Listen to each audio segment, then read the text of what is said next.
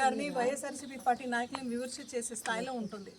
సవితమ్మ ఈరోజు ఒకటే మాట నేను అడుగుతున్నామమ్మా, నీకు చేత కాని మంత్రిగా నువ్వు ఇక్కడ పెనుగొండలో నువ్వు గెలిచినావు ఉన్నావు, నువ్వు ఎలక్షన్కు ముందరైతే అభివృద్ధి చేస్తానని చెప్పినావు. ఈరోజు కేవలం నీ స్వంత పంచాయతీ రాంపురంలో ఒక వైన్ షాప్ తప్ప ఇంకేదైనా అభివృద్ధి చేసినావా పెనుగొండాలా అని నీకు నేరంగానే మేము సవాల్ చేస్తున్నాం.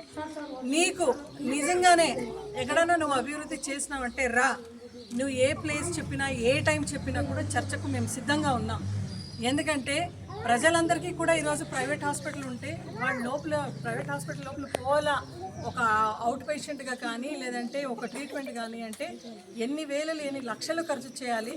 అదేవిధంగా విద్యా రంగంలో కూడా ఒక సీదా సాదా ఇంట్లో కూడా ఎవరైనా డాక్టర్ మెడికల్ సీట్ రావాలన్నా కూడా ఖచ్చితంగా గవర్నమెంట్ సీట్ కింద ఉంటేనే బీద సాదా వాళ్ళందరికీ కూడా అనుకూలం అవుతుంది. కాబట్టి ఇప్పటికైనా కన్ను తెరిచి పెనుగొండ ప్రజలు నేను గెలిపించినారు ఎమ్మెల్యేగా, కాబట్టి ఒకసారి నువ్వు కూడా ఆలోచించి నీకు చేత కానీ లేదు నా చేతిలో కాదు అనేది నీ మనసులో ఉంది అంటే మాతో రా.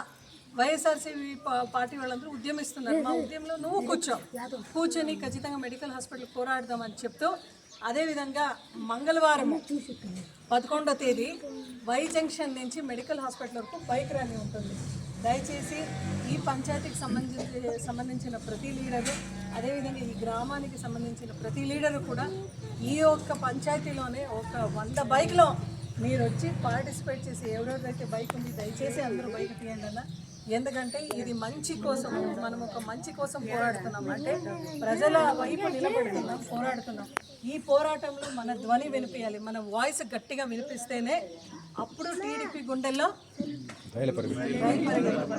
ఇక్కడ మనము ఆన్ చేస్తే బైక్ చంద్రబాబు నాయుడుకి వినపడాలి. ఎందుకంటే ఆయన ముఖ్యమంత్రిగా 14 ఏళ్ళు ఉన్నా ఒక్క మెడికల్ హాస్పిటల్ కూడా తీసుకురాలేకపోయినాడన్న.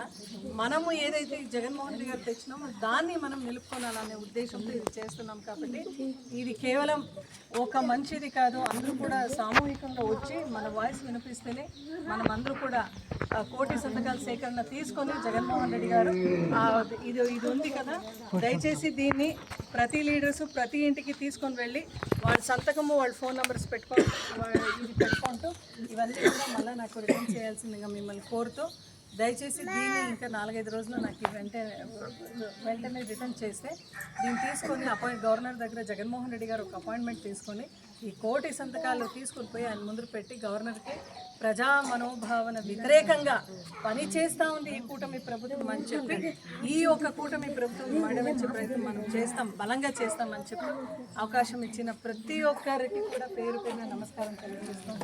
జై